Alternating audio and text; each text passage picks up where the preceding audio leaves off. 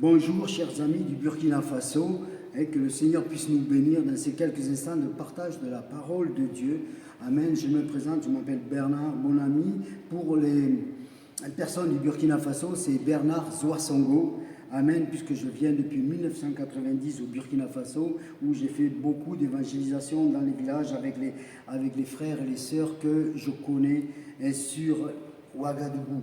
Amen. Et pourquoi je prends la parole aujourd'hui? Parce que depuis plusieurs années, j'ai eu à plusieurs reprises des révélations, je le dis comme cela parce que ce n'est pas quelque chose qui sont venues souvent sur ma vie, sur le caractère de l'épouse qui va être enlevée, le caractère de celle qui est au contraire l'église apostate qui va rester. Et j'ai aussi beaucoup parlé sur le cantique des cantiques, et le caractère aussi de l'église et le caractère de Jésus-Christ, notre bien-aimé, qui vient nous chercher. Amen. Mais là, il se trouve que j'aimerais vous lire ce verset dans 2 Corinthiens chapitre 12. C'est Paul qui parle. S'il faut me glorifier, cela n'est pas bon. J'en viendrai néanmoins à des visions et à des révélations du Seigneur. Amen. Paul a eu une vision céleste sur laquelle il ne va pas dire grand-chose parce que c'est tellement glorieux et comment expliquer ce que nous voyons et ce que nous entendons. Amen. Et donc là, je suis sur le terrain du Burkina Faso et quelques jours avant de venir au Burkina Faso, donc le 8 novembre 2024, donc j'ai eu une vision céleste qui n'a pas duré forcément longtemps, mais je me suis retrouvé devant les portes donc du repas des noces. Amen. Et là, j'ai vu les personnes qui rentraient et qui s'engouffraient dans le repas des noces. Amen. Moi, je ne suis pas rentré, je regardais tout cela et je suis là pour vous dire que les portes sont ouvertes. Quand nous voyons tout ce qui se passe sur la terre entre les guerres, les famines, les maladies et tout ce qu'il y a, le péché qui abonde comme jamais il a abondé, avec tous ces dérèglements sexuels que nous voyons qui empirent de plus en plus en Occident, nous pouvons réaliser entre les problèmes en Israël et bien d'autres choses que nous sommes dans les temps de la fin. Et je suis venu vous dire que par rapport à cette vision céleste que j'ai eue, je veux ce matin prendre du temps pour vous parler sur les vierges sages et les vierges folles, puisque là, il s'agit justement de l'Église. Il s'agit des chrétiens et des chrétiennes. Donc nous allons lire ces 12 versets. Ensuite, je vais vous les commenter par rapport à ce que j'ai ressenti, à cette vision que j'ai vue. Et je voudrais vous dire, préparez-vous, les portes sont ouvertes. Amen. Je vous lis à partir du premier verset du chapitre 25 de Matthieu, alors que dans le 24, il a parlé de tous les événements de la fin. Amen. Il est dit ceci. Alors le royaume des cieux sera semblable à 10 vierges qui, ayant pris leur lampe, allèrent à la rencontre de l'époux. 5 d'entre elles étaient folles, 5 sages, ce qui fait 50%. Les folles, en prenant leur lampe, ne prirent point d'huile avec elles. Mais les sages prirent avec leur lampe de l'huile dans les vases. Comme l'époux tardait, toutes s'assoupirent et s'endormirent au milieu de la nuit. Au milieu de la nuit, un cri. C'est une voix prophétique. Voici, l'époux allait à sa rencontre. Alors toutes les vierges se réveillèrent, se préparèrent et préparèrent leurs lampes. Les folles dirent aux sages, « Donnez-nous de votre huile, car nos lampes s'éteignent. » Les sages répondirent, et je préciserai avec peut-être un air de moquerie, « Non, il n'y en aurait pas assez pour nous. Allez plutôt chez ceux qui vendent de cette huile et achetez-en pour vous. » Pendant qu'elles étaient parties acheter de l'huile, l'époux arriva. Celles qui étaient prêtes entrèrent avec lui dans la salle des noces et la porte fut fermée. Plus tard, les autres vierges vinrent et dirent « Seigneur, Seigneur, ouvre-nous » Mais le Seigneur répondit « Je vous le dis en vérité, je ne vous connais pas. Veillez donc, puisque vous ne savez ni le jour ni l'heure. Je suis là pour vous dire, il est temps de veiller, il est temps de se lever, il est temps de se préparer. Nous voyons là que dans cette situation, il est question de 50% de l'Église. J'espère qu'il y en aura, ça va passer à 60 ou 70, mais ça c'est moi qui le dis. La Bible, elle parle que de 50%, et il y en a qui ont de l'huile et il y en a qui n'ont pas d'huile. Amen. Et il est dit que l'époux tardait. Et nous savons que depuis le lancement de l'Église, il y a 2024 ans, on prêche le retour de Jésus, on prêche l'avènement de Jésus. Et bien souvent, dans les interprétations de l'Apocalypse ou des temps de la fin, beaucoup d'erreurs ont été dites, car il fallait que la prophétie biblique avance à son accomplissement. Et c'est ce que nous sommes en train de vivre aujourd'hui. Seulement, comme l'époux tarde, alors qu'en fait, lui, ce qu'il veut, c'est sauver le plus grand nombre, eh bien, les gens ils disent, oh, ben écoutez, ils prennent la vie chrétienne à la légère. Ils ne se préparent pas, ils ne se consacrent pas, ils se disent chrétiens, ils vont au culte, peut-être même qu'ils donnent leur dîme, mais ça s'arrête là, ça ne va pas plus loin. Et après tout, ça fait tellement d'années qu'on nous prêche que Jésus revient. Moi j'ai 67 ans et la première fois où j'ai entendu que Jésus allait revenir, j'avais 6 ans, vous voyez, ça fait 60 ans presque en arrière. Mais ce n'est pas pour autant que j'ai lâché la main de Jésus pour continuer à me préparer à la rencontre de l'époux. Amen. Et là, nous voyons que tout s'assoupire. Tout le monde s'assoupit. Et l'église de la fin est un assoupissement. Mais voilà, une voix prophétique se lève dans la nuit pour crier, l'époux vient. Il y a une voix qui crie dans la nuit. Et je sais et je crois qu'il y a beaucoup de frères ou de sœurs qui crient, l'époux vient. Et si je prends ces quelques minutes pour vous, et j'espère que la vidéo va circuler, parce que j'ai eu la vision céleste, les portes sont ouvertes, l'époux vient, l'époux vient, prépare-toi, prépare-toi, l'époux vient. Amen. Et donc les sages ont pris leur huile et sont allés à la rencontre de l'époux. Mais voyez-vous, les folles, elles manquaient d'huile. Elles n'étaient pas sérieuses dans leur foi. Elles demandent de l'huile aux sages et les sages vont dire, mais non, allez en chercher chez ceux qui en vendent. Est-ce qu'on peut réfléchir 5 minutes de quoi il s'agit? Il s'agit de l'huile. Il s'agit du Saint-Esprit. Quand tu donnes ton cœur à Jésus, que tu te convertis, tu reçois le Saint-Esprit, selon Acte 2. Le Saint-Esprit vient, amène sur ta vie. Amen. Donc là, il est question du Saint-Esprit. Les vierges sages avaient une réserve. Même si elles dormaient, même si elles étaient assoupies, elles avaient une réserve. Les folles n'avaient pas de réserve. Mais que dit les sages? Il dit, allez en acheter chez ceux qui en vendent. Amen. J'aimerais vous lire 2 passages dans l'évangile de Matthieu, chapitre 24. Il est dit au 24, 11, plusieurs faux prophètes se lèveront et ils séduiront beaucoup de gens. Ensuite, au verset 24, chapitre 24, verset 24, car il s'élèvera de faux Christ et de faux prophètes. Ils feront de grands prodiges, des miracles.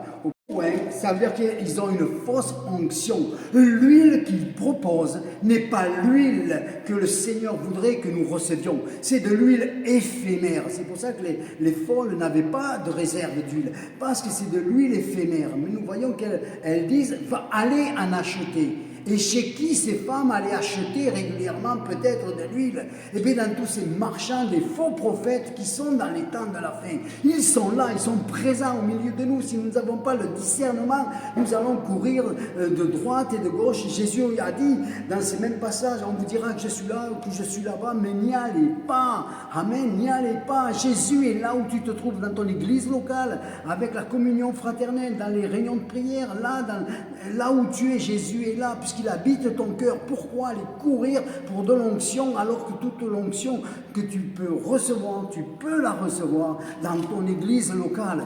Amen. Dans le service pour le Seigneur, dans le service, dans tout ce que l'église peut proposer pour faire avancer l'œuvre de Dieu là où elle se trouve. Mais voyez-vous, les folles me font penser à tous ces chrétiens qui courent de séminaire en séminaire et ainsi de suite. Ça court de droite et de gauche pour recevoir l'imposition d'un tel, l'imposition d'un autre. Et voyez-vous, il est dit, allez acheter de cette onction, allez acheter de cette huile. Ça veut dire qu'elle est vendue. Et aujourd'hui, nous trouvons des faux prophètes qui vendent de l'huile, qui vendent de leur onction, qui vendent de leur prière, qui vendent ce qu'ils peuvent te porter dans ta vie sur... Mais mes amis, mais ça c'est nulle part dans la Bible. Jésus a fait les choses gratuitement. Il a dit, vous avez reçu gratuitement, donnez gratuitement. Et donc, nous avons besoin de discernement pour savoir qui nous allons écouter. Je suis pour les ministères. Donc je sais et je reconnais qu'il y a des ministères, apôtres, prophètes, évangélistes, pasteurs, enseignants, et que nous devons les rencontrer pour le perfectionnement des saints. Mais attention, qui vous allez écouter. Amen. Attention, et que vraiment vous puissiez avoir du discernement dans ces temps de la fin, parce que nous en sommes là aujourd'hui. Nous en sommes là de courir de droite et de gauche pour trouver de l'huile. Et c'est pour ça que les sages vont dire, allez en acheter chez ceux qui en vendent. L'huile qu'il est question dans cette histoire, ce n'est pas de l'huile pour faire cuire le poulet ou faire des frites ou de la salade. Non, il s'agit du Saint-Esprit. Amen. Et ce que moi je voudrais, je lance cet appel à vous qui m'entendez, ne cherchons pas à être des vierges, même sages, parce que les sages, elles dormaient, elles sont prises par le souci de la vie, les tracas et tout un tas de choses, elles dorment. Mais levons-nous pour être des voix qui crient, l'époux vient. Il y a besoin de voix dans le Burkina Faso, il y a besoin de voix dans chaque pays, des voix qui... prophétiquement annonce qu'il est temps de se préparer. Veillez, priez, préparez-vous pour la rencontre de votre Dieu. Amen. Et vous voyez, on va parler 2 minutes sur les vierges folles. Amen. Parce que comme il s'agit du Saint-Esprit, j'aimerais lire quelques passages que vous pouvez approfondir. Nous connaissons ces passages. Amen. Mais il est dit dans Jean 14 que le Saint-Esprit nous enseignera toutes choses, 14, 25, vous rappellera ce que je vous ai dit. Amen. Les vierges folles n'étaient pas des femmes ou des hommes qui méditaient la parole de Dieu, qui prenaient du temps devant la face de Dieu. Amen. Pour écouter ce que le Saint-Esprit, il manquait de communion avec le Saint-Esprit. Alors le Saint-Esprit ne pouvait pas leur enseigner les choses, ne pouvait pas rappeler les choses que Jésus avait dites. Amen. Ensuite, nous avons Jean 15, où il est dit qu'il faut rester attaché au cep. Si les folles n'étaient pas attachées au cep, elles n'avaient pas cette communion, donc elles ne pouvaient pas porter le fruit du Saint-Esprit dans leur vie. Amen. Vous avez Jean 16 aussi, vous lirez tous ces passages à la maison. Moi, je prends que quelques instants pour vous. Il vous conduira dans toute la vérité. Amen. Les vierges folles n'étaient pas conduites dans la vérité. Elles étaient conduites par leurs émotions. Elles couraient après des prédicateurs, des vendeurs d'onction, des vendeurs d'huile. Mais tout cela était éphémère. Ça ne les a pas consolidés pour aller jusqu'à la rencontre de leur époux. Amen. Dans Jean 16, il dit aussi qu'il vous annoncera les choses à venir.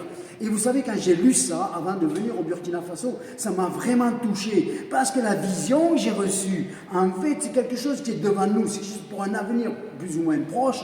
Mais Jésus va revenir. Donc, je crois vraiment dans la vision que j'ai reçue. Cette vision céleste qui m'a montré que les portes étaient ouvertes et que déjà des personnes commençaient à rentrer dans la salle des noces.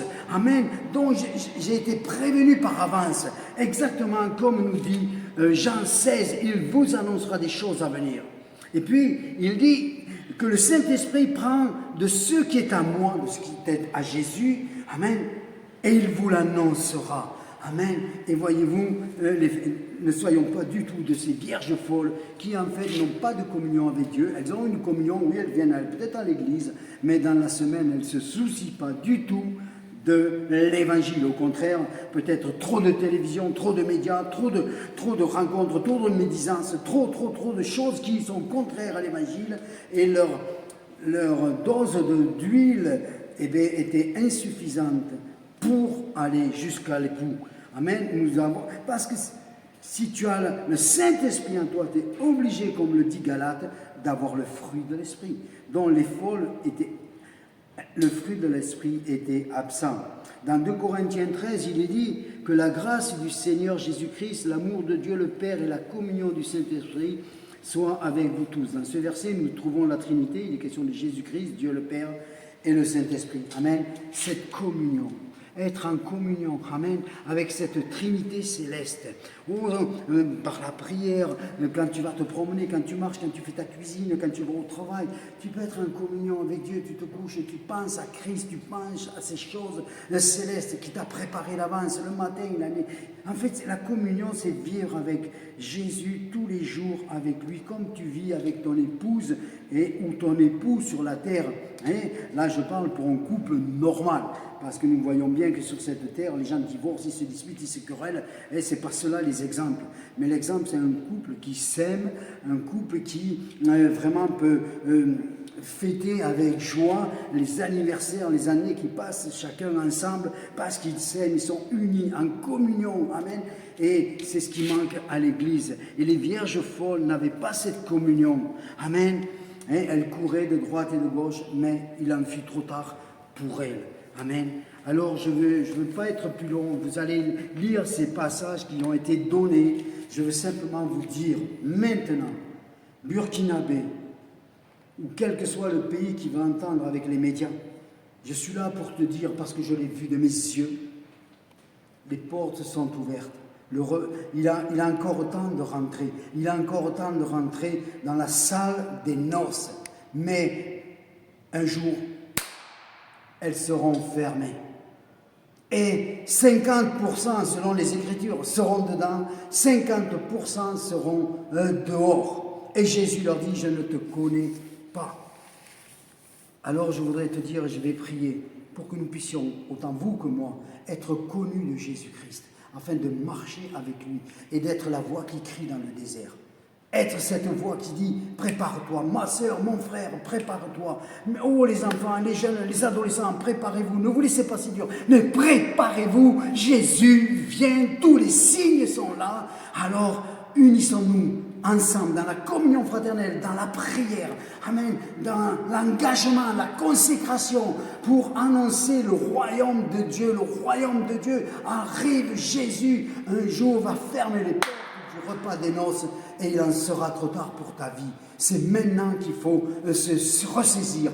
Père, je demande toute ta grâce, Seigneur mon Dieu, sur ces quelques mots, Seigneur, que je viens de dire par rapport à cette vision céleste qui m'a été donnée il y a quelques semaines en arrière. Seigneur, que celui qui écoute cette parole puisse revenir vers toi si c'est éloigné. Que celui qui écoute puisse se préparer, veiller, être dans l'attente et aller vers l'époux, Seigneur mon Dieu.